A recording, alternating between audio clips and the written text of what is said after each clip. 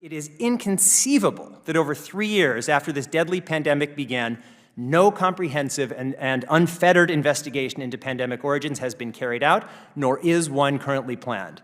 This injustice is an insult to every victim of this crisis and a clear threat to future generations. The primary reason there has been no comprehensive investigation into COVID-19 origins is the reprehensible actions of the Chinese government.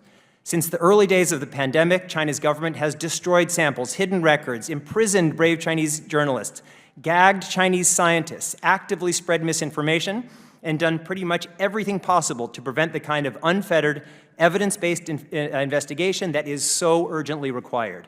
Every person on Earth must demand accountability from China.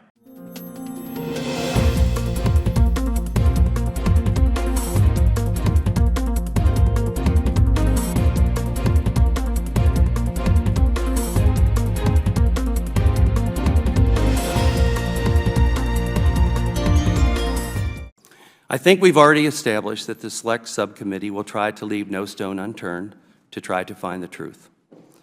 Unfortunately, the question of the origins has been politicized. That's no secret. It has driven most people to their corners rather than driving apolitical scientific debate or discussion.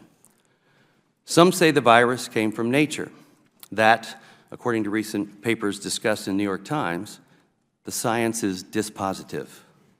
Some say it's too unique, too primed for human transmission, that there's too much circumstantial evidence that points to COVID-19 coming from a lab.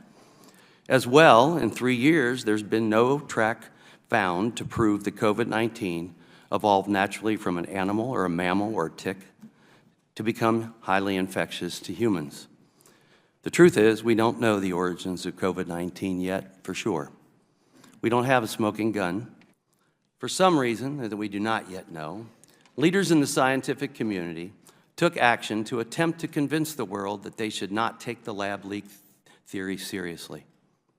Dr. Francis Collins stated he was more concerned with harm to international harmony than he was with investigating the lab leak.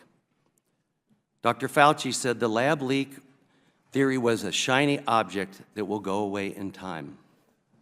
The president of EcoHealth, Dr. Peter Daszak, orchestrated a letter in The Lancet that called the lab leak a conspiracy theory, a statement that directly benefited Dr. Daszak himself.